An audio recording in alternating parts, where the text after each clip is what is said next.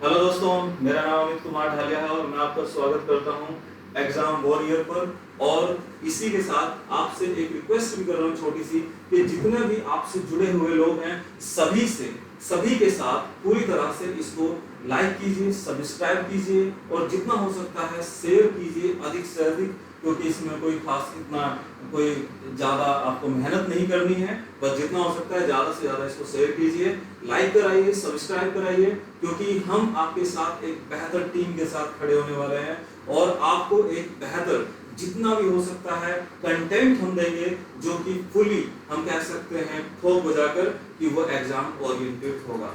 तो इसी के साथ हम भारतीय अर्थव्यवस्था के साथ आपसे जुड़ना चाह रहे हैं और ये एक ऐसा सब्जेक्ट जिससे कि हर कोई चाहता है या सोचता है कि ये ज्यादा से ज्यादा कठिन है। तो आज मैं आपको क्लियरली बता देता हूँ, ये बहुत आसान सब्जेक्ट है। और इसी के साथ ये आसान कैसा है, कुछ टॉपिक को मैं आपको बताऊंगा और उस टॉपिक को बड़ी सरलता के साथ मैं आपको दिखाऊंगा कि कितना सरल हो सकता है। देखिए, सबसे पहले हम यहाँ पर जाते हैं कि इसका इंट्रो, जो मैं आपको बताऊंगा कि भारतीय अर्थव्यवस्था होती क्या है, भारतीय अर्थव्यवस्था को इंडियन गवर्नमेंट और पब्लिक सेक्टर किस तरह से काम करते हैं। यहाँ तक कि यही नहीं कि अर्थव्यवस्था में कितने ऐसे पार्ट्स होते हैं, कितने ऐसे टॉपिक्स होते हैं, कितने ऐसे टाइप्स होते हैं कि ये पूरी तरह से पूरे विश्व के अंदर, हमारे इस देश के अंदर, एक एग्जांपल ले लेता हूँ, जैसे कि मिक्स्ड इकोनॉमी है। तो ये मिक्स्ड इकोनॉमी इंडिया में ही क्यों आई है, ये उसके साथ साथ कुछ और चीज क्यों आई है, या फिर हम कह सकते हैं कि मिक्स्ड इकोनॉमी है। तो पहले यहाँ पर क्लोज्ड इकोनॉमी थी, लेकिन मिक्स्ड इकोनॉमी के साथ ये सब ऐसे क्यों खिचड़ी पक रही थी, इसके पीछे भी कारण क्या थे, मैं हर एक चीज बाय वन हर तरह से मैं आपको बताता जाऊंगा और आप बस मुझसे जुड़े रहिए और मैं आपको हर एक टॉपिक से पूरी तरह से रूबरू कराता हुआ चला जाऊंगा। देखिए, उसके बाद सबसे मोस्ट इंपोर्टेंट टॉपिक जो है वो है टैक्स का। ये टैक्स एक ऐसा है जो कि सबसे जटिल भी है और सबसे ज्यादा सवाल पूछे जाने वाला भी यही एक टॉपिक होता है। इसमें एक मोस्ट इंपोर्टेंट टॉपिक जिसको हम बोल देते हैं जीएसटी, उसके बाद अगर है तो वो है वैट, और एक सबसे पुराना जिसको हम बोल देते हैं सर्विस टैक्स। अब ये सर्विस टैक्स, ये आपको मैं क्लियर बता दूं, ये इंडिया का एकमात्र ऐसा टैक्स रहा है जो कि एक कॉन्स्टिट्यूशनली टैक्स भी रहा है, यानी कि संवैधानिक कर भी रहा है। अगर ये संवैधानिक कर रहा है तो इसका मतलब ये है कि कहीं ना कहीं इसको हमें बदलने के लिए फिर से हमें इसमें जाना होगा, यानी कि संसद में फिर से इसके लिए कार्रवाई करनी होगी। हालांकि ये पार्टी के पॉलिटी का है, लेकिन फिर मैं इसको आपको बता दूंगा। उसके बाद हम यहाँ पर चलते हैं बैंक से संबंधित, यानी कि बैंकिंग। क्या आपको पता है बैंकिंग व्यवस्था आजकल हमारे हर एक क्षेत्र में, या फिर कह सकते हैं हर एक लोगों की जिंदगी में घुस चुकी है। तो अगर ये घुस चुकी है तो मैं आपको क्लियरली बता देता हूं कि सबसे पहला पॉइंट आपके माइंड में ये आना चाहिए, आखिर ये बैंकों की शुरुआत हुई कहां से थी, जो आज हम बिना बैंक के कुछ भी काम करने में असमर्थ हैं। चाहे किसी भी एक देश से दूसरे देश में मनी ट्रांसफर करना हो, चाहे आपका लेन देन इंडिया के अंदर हो, चाहे लोन प्रोवाइड करा रहे हो, कुछ भी कर रहे हो, कार खरीद रहे हो, कुछ भी कर रहे हो, बिना बैंक का कुछ भी नहीं हो सकता। हर जगह स्टेटमेंट मांगी जाती है, ठीक है।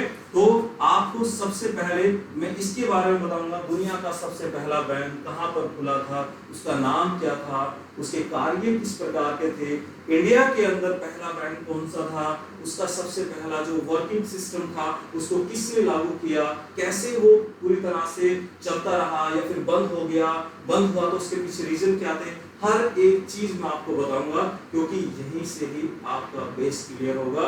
अगर बेस क्लियर है तो आपको बहुत जो आजकल की चीजें चल रही हैं उसे समझने में सबसे आसानी भी आपको देखने को मिलेगा, ठीक है। उसके बाद मैं आपसे एक जो कि सबसे ज्यादा पूछा जाने वाला सवाल है और वो है मार्केटिंग, ठीक है। इसके बारे में भी मैं आपको बताऊंगा जो, और इससे सबसे ज्यादा आजकल यही प्रचलन में है, क्योंकि इसके बिना आजकल कुछ भी नहीं हो रहा है। ये है तो आजकल सब है, नहीं तो कुछ भी नहीं है। और इसके साथ साथ अब हम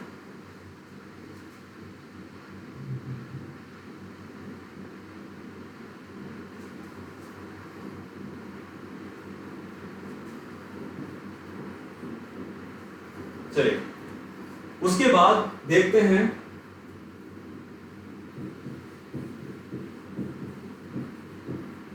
विनियमन, ठीक है। उसके बाद देखते हैं हम कृषि। देखो सबसे ज्यादा पूछे जाने वाला सवाल है, यहाँ से सबसे अधिक सवाल पूछे जा रहे हैं और लोग इस पर ज्यादा ध्यान नहीं देते हैं। इसलिए मैं आपसे एक छोटी सी गुजारिश जरूर करना चाहूंगा, इस कृषि को कृषि ना माने, ये एक सबसे ज्यादा और सबसे बड़ा एक कह सकते हैं एरिया है जो कि इकोनॉमिकल भी है और ज्योग्राफिकल भी है, और इसके बिना आजकल कोई भी चीजें नहीं चल पा रही हैं। इसका सीधा सीधा कारण मैं आपको बता देता हूं, क्योंकि हमारा इंडिया आज भी एक कृषि प्रधान देश है, और कृषि प्रधान देश है इसका मतलब क्या हुआ कि सबसे अधिक जनसंख्या आज भी यहाँ पर कार्य कर रही है। तो इसलिए सबसे ज्यादा आपको इस पर भी ध्यान देना है, कृषि से कुछ न कुछ सवाल पूछ ले जाते हैं, ठीक है। उसके बाद हम नेक्स्ट टॉपिक जो कि सबसे कह सकते हैं जरूरी है, और लोग आजकल इसके लिए मर रहे हैं, गिर रहे हैं और टूट रहे हैं, कुछ भी कर रहे हैं, और उसका नाम है मनी, ठीक है, यानी कि मुद्रा। इस मुद्रा के बिना कोई भी कुछ भी नहीं कर पा रहा है। ये मैं आपको बताऊंगा कि भारत में जो मनी है ये सबसे पहले कौन इसको लेकर आया था, कैसे ये चल रही थी, यहाँ तक कि आपको ये भी पता होना चाहिए कि ये जो मैं जो लिख रहा हूँ, नाम नहीं ले रहा हूँ, लिख रहा हूँ, ये शब्द कौन लेकर आया था, ठीक है।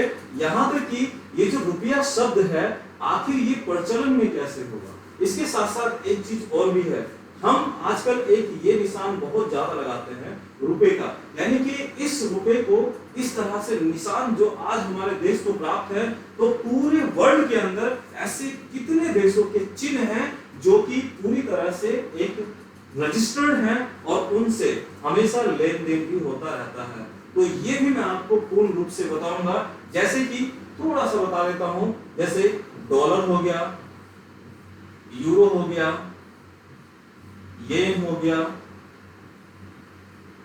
और पाउंड हो गया, ठीक है। ये एक ऐसे हैं चिन्ह जो कि हमेशा मुद्राओं में अर्थात मनी में हम इस्तेमाल करते रहते हैं। इसके बाद जो सबसे मोस्ट इंपोर्टेंट पॉइंट है और वो आपके ही रिलेटेड है, आपके जीवन में सबसे ज्यादा भरा हुआ है, आप उसके बिना कुछ भी नहीं कर सकते हैं, और आप इधर उधर कुछ भी कर लीजिए, हम हमेशा वहीं से ही होकर गुजरते हैं, और वो है आपका सबसे ज्यादा ट्रांसपोर्टेशन। इस ट्रांसपोर्टेशन को सबसे अधिक आप आजकल देखने वाले हैं, और ये एक इंडियन इकोनॉमी का हिस्सा भी बनने जा रहा है जो कि बहुत बड़े लेवल पर है, और इसकी तैयारी हो चुकी है। और उसके बाद अलग से जो हम पढ़ते हैं वो है आरबीआई। आरबीआई एक सबसे ज्यादा एक बड़ा एक वाइड एक टॉपिक बनने जा रहा है, क्योंकि इसके खुद के भी अब एग्जाम्स होते हैं और इसकी खुद की भी इतना बड़ा एक एरिया फैल चुका है, शायद आपको पता हो या नहीं पता हो, इसके भी सब ऑफिसेस बन चुके हैं। अगर सब ऑफिसेस इसके हैं तो मैं आपको एक छोटा सा एक क्वेश्चन है कि हाल ही में आरबीआई का सब ऑफिस कहां पर स्थापित किया गया है, और अगर यहाँ पर एक और क्वेश्चन भी जुड़ता है जो कि करंट अफेयर का है कि हाल ही में आरबीआई ने कौन सी मौद्रिक नीतियों में बदलाव किया है। मौद्रिक नीति का मतलब है यानी कि मॉनेटरी पॉलिसी। अगर मैं आपसे कहूं कि मॉनेटरी पॉलिसी के बिना आप कुछ भी नहीं कर सकते हैं या फिर बैंक कुछ भी नहीं कर सकता है, तो कैसे आप इस चीज को बताओगे कि हाँ हम इसे पूरी तरह से अपने ही हाथ में रख सकते हैं। तो देखिए कैसे आप इसको कर पाओगे।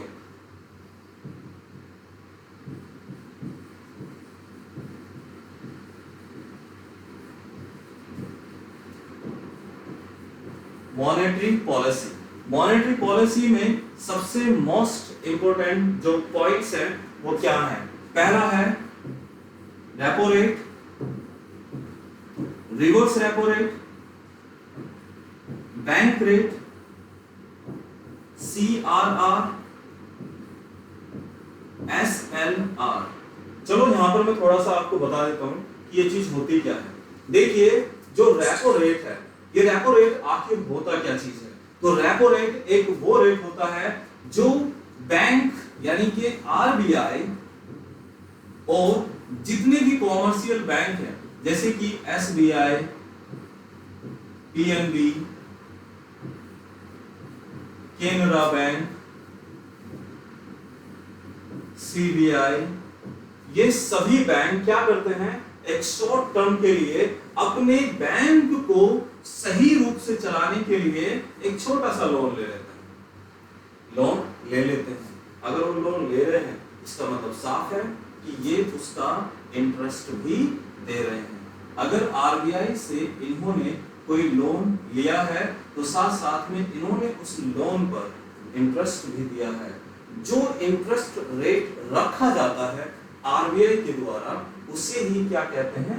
रेपो रेट कहते हैं। लेकिन रेपो रेट और रिवर्स रेपो रेट दोनों में बस इतना सा फर्क होता है कि यहां पर बैंक से लोन लिया जा रहा है यानी कि आरबीआई से, और यहां पर एक और चीज होती है कि ये सभी बैंक जिस तरह से हम और आप लोग किसी भी बैंक में जाकर अपना पैसा जमा करते हैं, ठीक उसी प्रकार से ये बैंक भी आरबीआई में अपना पैसा जमा करते हैं और जो पैसा जमा किया है उसी का ही रिटर्न इंटरेस्ट देने को हम क्या कहते हैं? Reverse repo rate. ठीक है। एक और होता है जिसको हम बोलते हैं बैंक रेट। ये थोड़ा सा बड़ा होता है।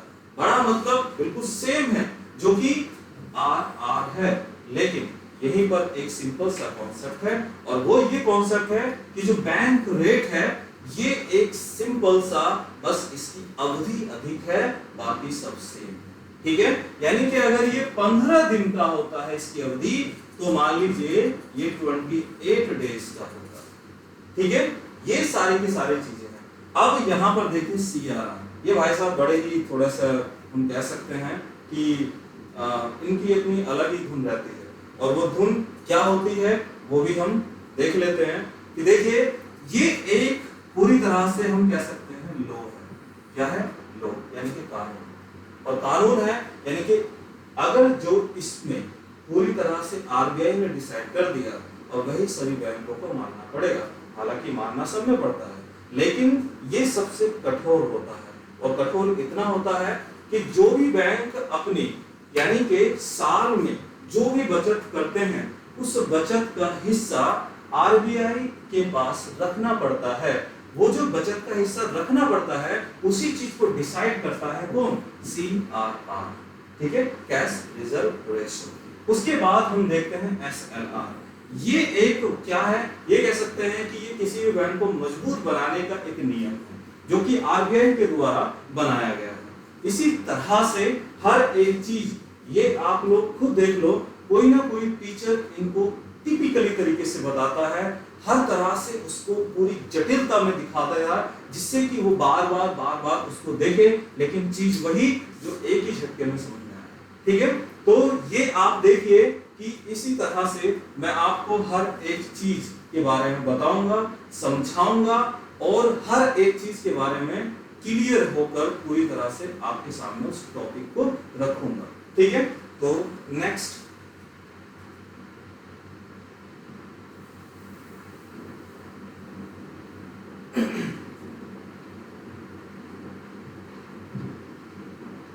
अभी बस थोड़ा सा चलाना सीख रहा हूं मैं। ठीक है, चलिए। तो उसके बाद हम एक और चीज पर ध्यान देते हैं और वो चीज ये है जो आजकल बहुत ही ज्यादा चलन में है। उसके बिना कोई भी देश हिल भी नहीं सकता, उसके बिना कुछ कर भी नहीं सकते हैं। जो शुरू में मैंने आपको पॉइंट्स बोले हैं, जैसे कि सबसे पहला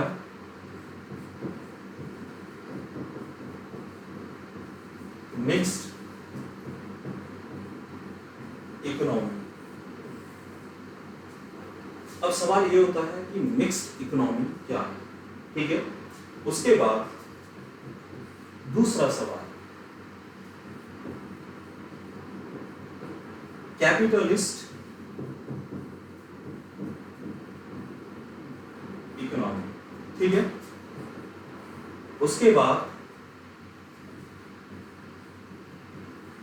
सोशलिस्ट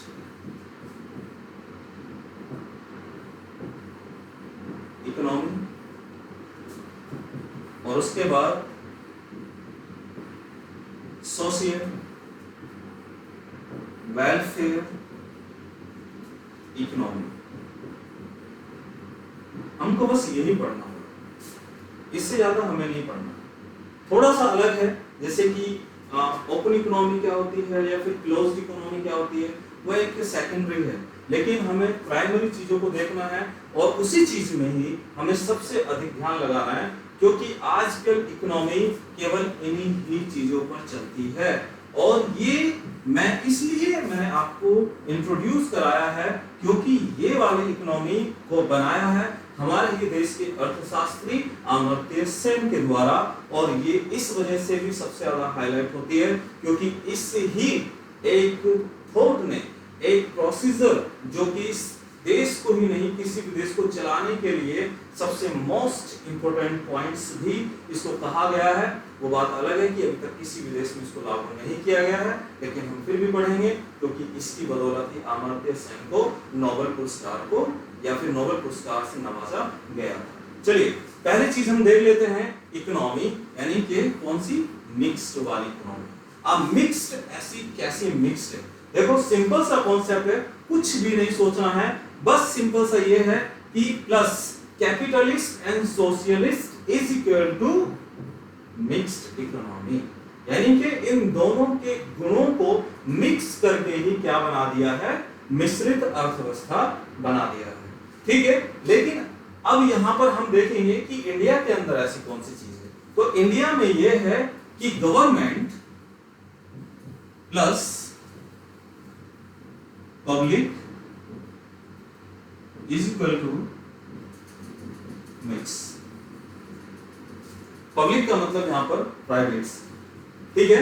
तो इसमें आप एक चीज देखिए कि गवर्नमेंट ने इस पब्लिक को अपने में शामिल कर लिया। आप जानते हैं कि गवर्नमेंट हमेशा डिप्लोमेटिक बातें करती है, वो आप अपने आप को हमेशा पब्लिक होकर दिखाती है, जबकि वो पब्लिक नहीं है। और वो, लेकिन हम फिर भी डिफाइन करते हैं कि पब्लिक और गवर्नमेंट दोनों के दोनों आपस में मिलने को मिक्स्ड इकोनॉमी कहा जाता है। इसी पब्लिक को हटाकर अगर मैं यहाँ पर प्राइवेट रख दूं तो कोई दिक्कत नहीं है। इसलिए क्या होता है, भारत के अंदर गवर्नमेंट और प्राइवेट दोनों आपस में साथ मिलकर कार्य करने वाली अर्थव्यवस्था को मिश्रित अर्थव्यवस्था कहा जाता है। इसी वजह से ही आप न्यूज में भी देखते होंगे, ये कोई गलती किसी भी गवर्नमेंट की नहीं है। असल में हमारे देश में अर्थव्यवस्था ही ऐसी लागू हो रखी है जिसके बिना हम वो चल नहीं सकते और वो कुछ आगे कदम भी नहीं रख सकते। यहीं पर ही एक उदाहरण मैं पेश करता हूं। इस देश की पहली प्राइवेट कंपनी कौन सी है जो पहले कभी गवर्नमेंट थी? अब दिमाग में ये चीज आती है कि वो पहली प्राइवेट कंपनी जो गवर्नमेंट थी, या फिर हम ये कह सकते हैं कि गवर्नमेंट के द्वारा पहली प्राइवेटाइजेशन में लाई जाने वाली कंपनी का क्या नाम था? पूछा मैंने एक ही सवाल था, लेकिन पलट कर यही सेम चीजें होती हैं किसी भी एग्जाम में। तो वो उनके पास कोई भंडार नहीं होता है कि एग्जाम के अंदर कि वो कहीं से भी कुछ भी लाकर पूछेंगे, बस थोड़ा सवाल का हेर फेर कर देते हैं, पूछते वही हैं जो उनको पूछना होता है। चलिए अब मैं आपको बता देता हूं, उस कंपनी का नाम है मारुति। ठीक है, मारुति इस देश की पहली एक ऐसी कंपनी रही थी जो कि एक सरकारी थी, लेकिन आज वो पूरी तरह से प्राइवेट है। इसी तरह से देश के अंदर और भी बहुत सारी कंपनियां हैं जो कि वो प्राइवेटाइजेशन होने वाली है। अब इसी तरह से रेल भी प्राइवेट में डाली जा रही है, क्योंकि सीधा सीधा अर्थ है कि गवर्नमेंट उसको सही से संभाल नहीं पा रही। ठीक है, चलिए तो आज मैं इतना सही इंट्रोड्यूस आपको कराऊंगा, लेकिन बस जुड़े रहिए और जितना हो सकता है प्लीज इसको शेयर, लाइक, सब्सक्राइब जितना हो सकता है ज्यादा से ज्यादा कीजिए। और यही आपसे रिक्वेस्ट भी है कि मैं और हम सब मिलकर और यहाँ पर नितिन सर आपको एक बेहतर टीम लाकर खड़ी करेंगे जो कि आपके भविष्य के लिए भी अच्छी होगी। धन्यवाद।